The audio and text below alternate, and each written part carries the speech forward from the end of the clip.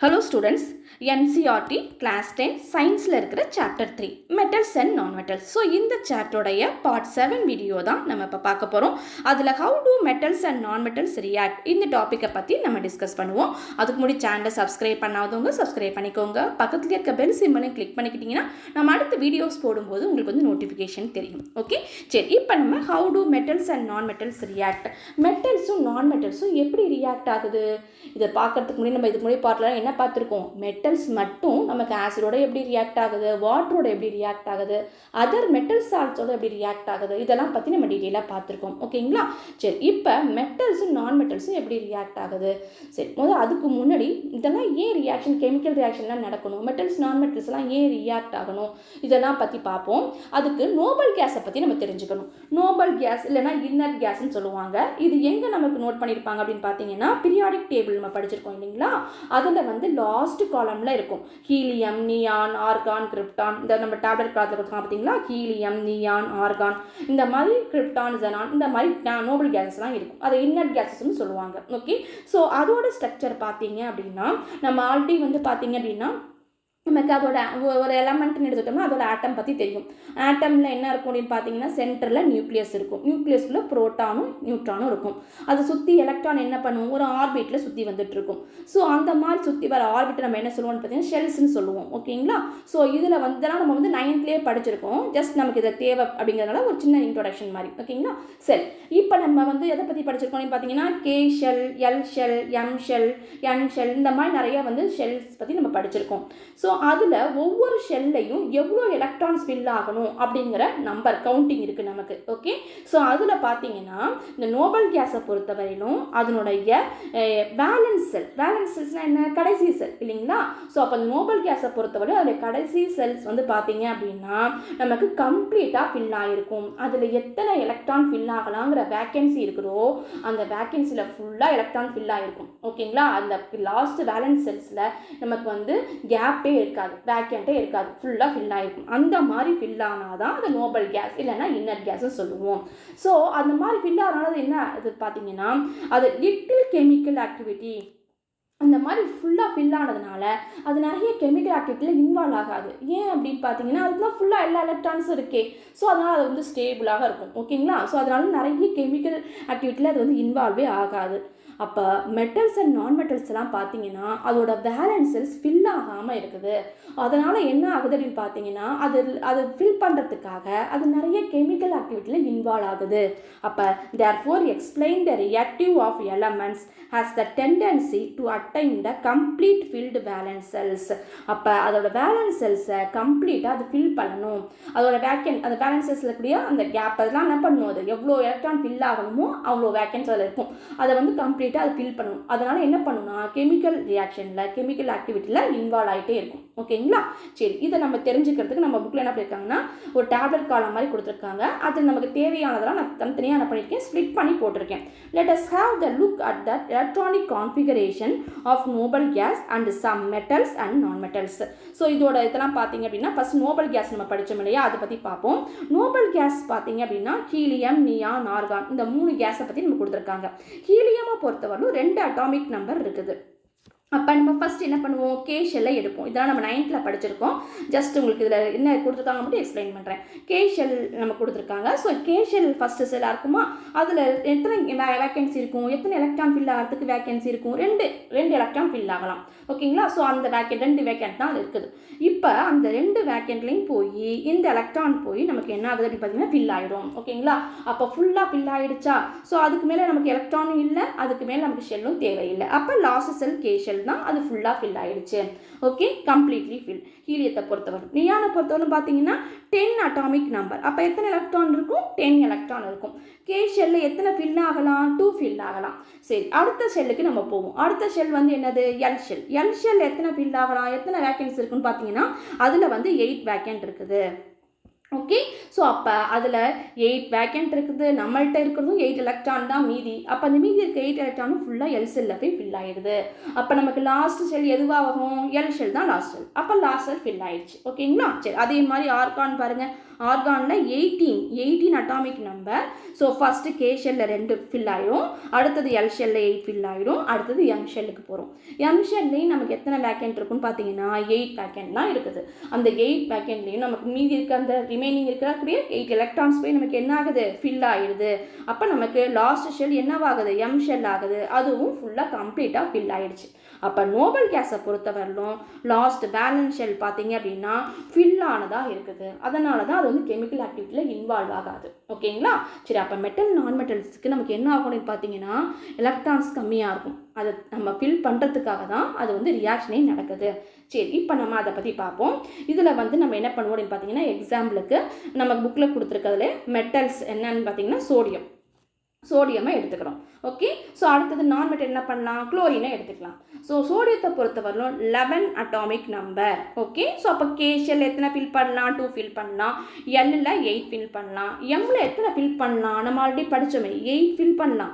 But ஆனால் நமக்கு சோடியத்தில் remaining எவ்வளோ எலக்ட்ரான் இருக்குது, 1 தான் இருக்குது.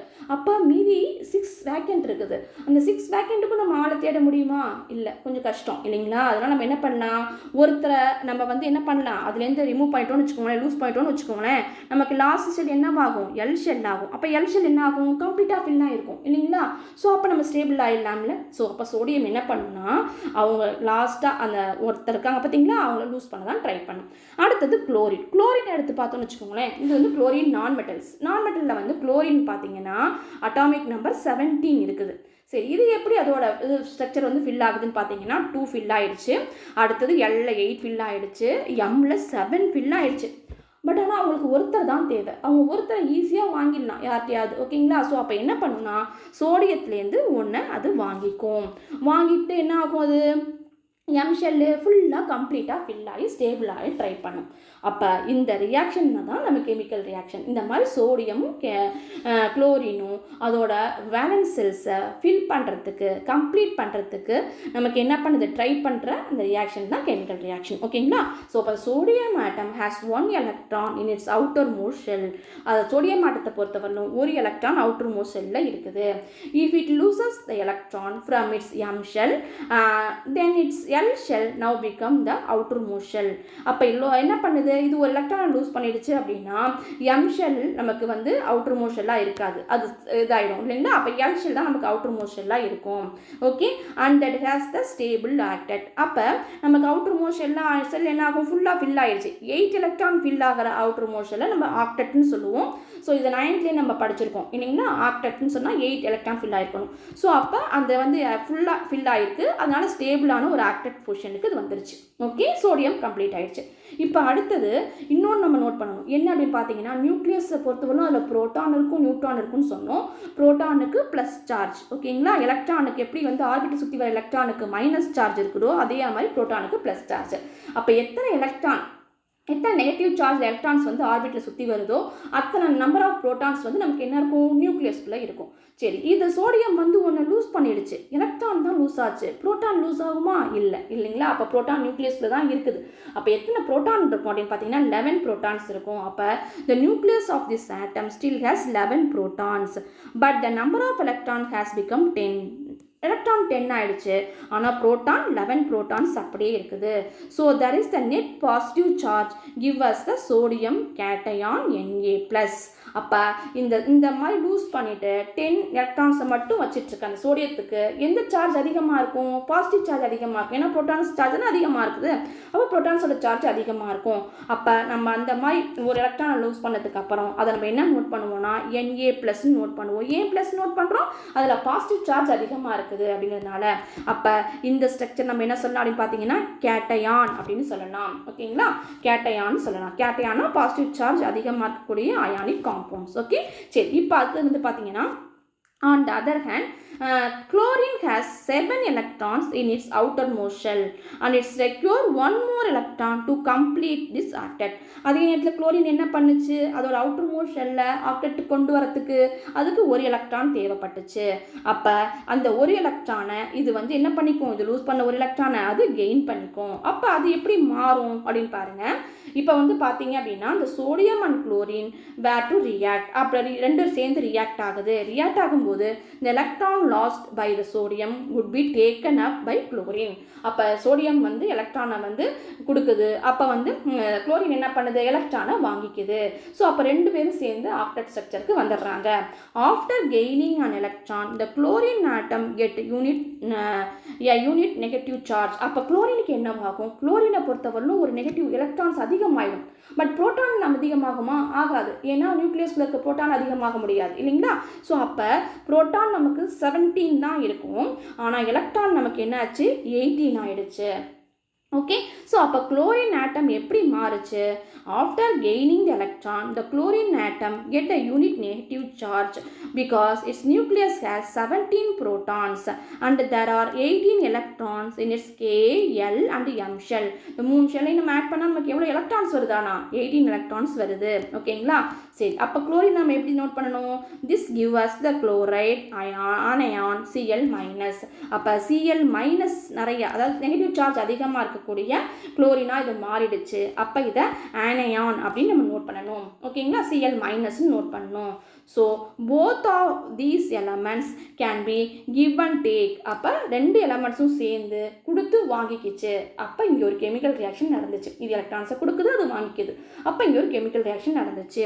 Relation between them as follows. இதை நம்ம எப்படி எழுதலாம், ஒரு ஈக்குவேஷன் மாதிரி நம்ம எழுதுவோம்ல கெமிக்கல் ரியாக்ஷன் நடந்தாலே. அப்போ இது எப்படி எழுதலாம், Na அப்படிங்கிறது நமக்கு Na சோடியம் எலமெண்ட்டாக இருந்துச்சுன்னு வச்சுக்கோங்களேன், 281ங்கிற எலக்ட்ரான் ஸ்ட்ரக்சர் இருக்கும். ஓகே, ஸோ ஆனால் Na ப்ளஸ் கேட்டையானா நமக்கு மாறிடுச்சுன்னு வச்சுக்கோங்களேன், 28 மட்டும்தான் இருக்கும், ஒரு எலக்ட்ரான் தனியாக வந்துருச்சு அப்படின்னு நோட் பண்ணிக்கலாம். அப்போ சோடியம் கேட்டையான். ஓகேங்களா, சரி. இப்போ அடுத்தது பாருங்கள், நமக்கு Cl ப்ளஸ் மைனஸ். Cl ப்ளஸ்னால் என்ன அர்த்தம், Cl வந்து குளோரின் எலமெண்ட். ஓகேங்களா, அப்போ அதுக்கு நமக்கு என்ன இருக்கும், 287 இருக்கும். ஓகே, ஸோ இதில் வந்து அந்த கொடுத்த எலக்ட்ரான் இருக்குதுங்க, அது இதில் ஆட் பண்ணிவிடுவோம். இதில் ஆட் பண்ணிட்டோம்னா Cl மைனஸ் ஆயிடுச்சு. அப்போ Cl என்னவாயிடுச்சு, ஆனையானாக மாறிடுச்சு. ஏன்னா நெகட்டிவ் சார்ஜ் அதிகமாகிடுச்சு. அப்போ அதோட ஸ்ட்ரக்சர் எப்படி இருக்கும், 288ன்னு இருக்கும். அப்போ குளோரைடு ஆனையான். ஓகேங்களா, ஓகே.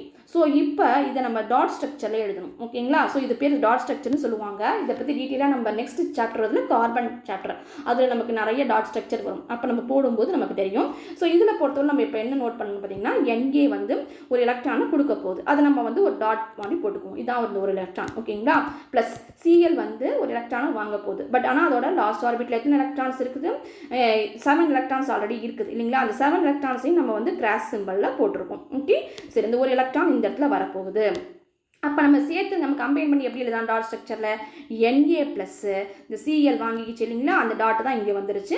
ஸோ அப்போ Cl மைனஸ் ஆகிடுச்சு. ஓகே, சரி. அப்போ sodium and chloride ions being oppositely charge. ஆமாம், Na plus charge, Cl minus charge. Opposite charge என்ன பண்ணும், ஒன்று ஸ்ட்ராங்காக அட்ராக்ட் பண்ணும். மேக்னெட் மாதிரி தான். ஓகேங்களா, அயான்ஸும் ஆப்போசிட் சார்ஜ்னா ஒன்று நல்லா ஸ்ட்ராங்காக அட்ராக்ட் பண்ணும்.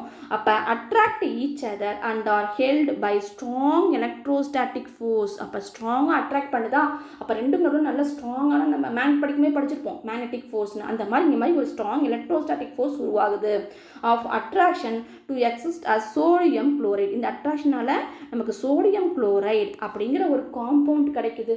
Na-வும் Cl-ம் சேர்ந்து சோடியம் குளோரைட் அப்படிங்கிற ஒரு காம்பவுண்ட் கிடைக்குது. ஓகே, சரி. It should be noted that sodium chloride does not exist as molecules. அப்போ சோடியம் குளோரைடு அப்படிங்கிறது ரெண்டும் ஒன்றா சேர்ந்து ஒரு மாலிகுல்ஸ் மாதிரி நமக்கு ஃபார்ம் ஆகலை. ஓகேங்களா, நல்லா ஞாபகம் வச்சுக்கோங்க, மாலிகுல்ஸ் மாதிரி ஃபார்ம் ஆகலை. But aggregates of oppositely charge ions.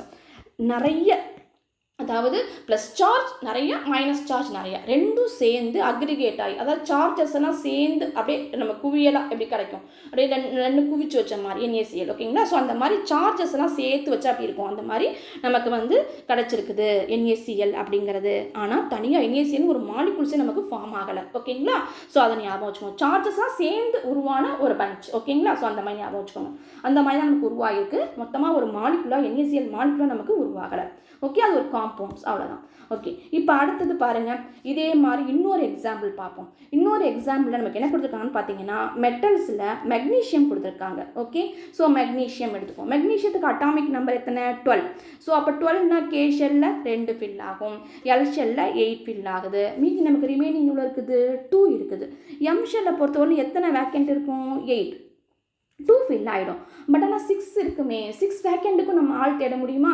இல்லை. அதுக்கு பதிலாக நம்ம என்ன பண்ணலாம், 2 பேரை லூஸ் பண்ணிடலாம். ஸோ 2 பேரை நம்ம கொடுத்துட்டோம் அப்படின்னு வச்சுக்கோங்களேன், நமக்கு லாஸ்ட் செல் எல் செல் ஆகிடும். நம்ம சோடியத்தில் படித்த மாதிரி எல் செல் ஆகிடும், நமக்கு 8 ஃபில் ஆகிடும். ஓகே, சரி. அதே நான் மெட்டல்ஸ் என்ன எடுத்துக்கிறோம், குளோரின் எடுத்துக்கிறோம். குளோரின் பற்றி நமக்கு ஆல்ரெடி தெரியும், 17 அட்டாமிக் நம்பர். அப்போ 2 ஃபில் பண்ணிட்டோம், 8 ஃபில் பண்ணிட்டோம், இங்கே 7 ஃபில் ஆகிருக்கு. நமக்கு ஒருத்தர் தான் தேவை. ஆனால் மெக்னீஷியம் 2 பேர் வச்சிட்ருக்காங்க. ஸோ 2 பேர் அவங்க லூஸ் பண்ண ரெடியாக இருக்காங்க. பட் நமக்கு ஒருத்தர் தான் தேவை. அப்போ குளோரின் என்ன பண்ணுது, இன்னொரு குளோரினையும் சேர்த்து அழைச்சிட்டு போய் ஆளுக்கு ஒருத்தரை வாங்கிக்கிறாங்க. ஓகேங்களா? ஸோ அப்போ 2 குளோரின் போணுச்சு அப்படின்னா 2 குளோரினுக்கு ஒவ்வொரு மெக்னீஷியம் கிடைக்கும். ஓகேங்களா?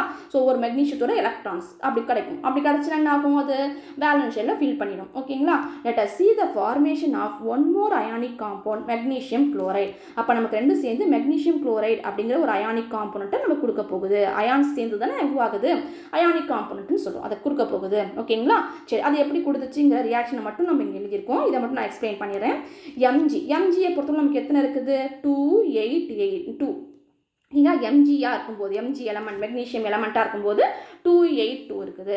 சரி, அது 2 எலக்ட்ரான் லூஸ் பண்ணதுக்கு அப்புறம் எப்படி ஆகும், எம்ஜி 2+ ஆகும். ஏன்னா நம்ம அதில் வந்து புரோட்டான் எத்தனை இருக்கும், நமக்கு அதே மாதிரி 12 புரோட்டான்ஸ் இருக்கும். அதனால 2+ ப்ளஸ் சார்ஜ் அதிகமாக இருக்கும்.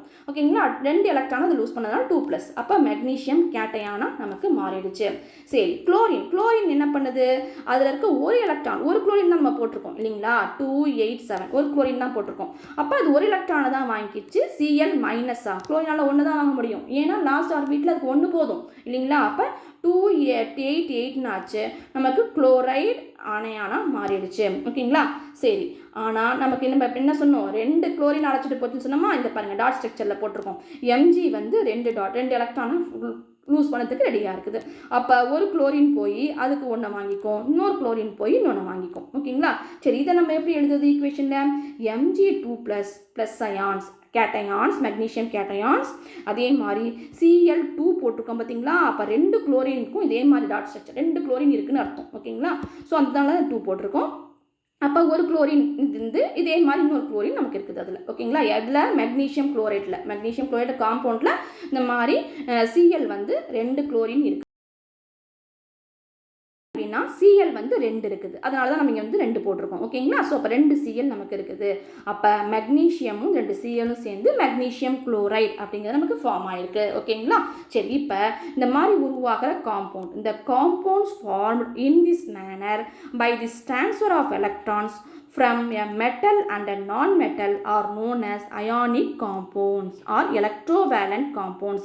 இந்த மாதிரி மெட்டலும் நான் மெட்டலும் சேர்ந்து எலக்ட்ரானை டிரான்ஸ்ஃபர் பண்ணிக்கிட்டு ஒரு புதுசாக ஒரு காம்பவுண்டை ஃபார்ம் பண்ணுது பார்த்தீங்களா, சோடியம் குளோரைட், மெக்னீஷியம் குளோரைட், அந்த மாதிரி ஒரு புதுசாக காம்பவுண்டை ஃபார்ம் பண்ணுது பார்த்தீங்களா, அந்த காம்பவுண்டுக்கு பேர் அயானிக் காம்பவுண்ட்ஸ். ஏன் அயான்ஸ், பாசிட்டிவ் அயான் நெகட்டிவ் அயான்ஸாக சேர்ந்து நமக்கு ஒரு காம்பவுண்டை ஃபார்ம் பண்ணியிருக்கு. அதனால அது வந்து அயானிக் காம்பவுண்ட்ஸ்னு சொல்லலாம். இல்லைன்னா எலக்ட்ரோவேலண்ட் காம்பவுண்ட்ஸ். ஓகேங்களா? ஸோ எலக்ட்ரோவேலண்ட் காம்பவுண்ட், எலக்ட்ரான் பேலன்ஸில் வரத்துக்கு தான். ஓகேங்களா? ஸோ அதனால் எலக்ட்ரோவேலண்ட் காம்பவுண்ட்ஸ் அப்படின்னு சொல்லலாம். ஓகே, சரி.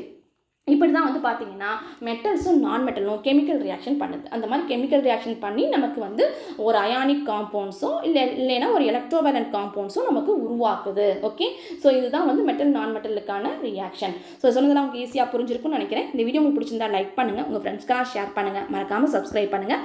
தேங்க்யூ, தேங்க்ஸ் ஃபார் வாட்சிங்.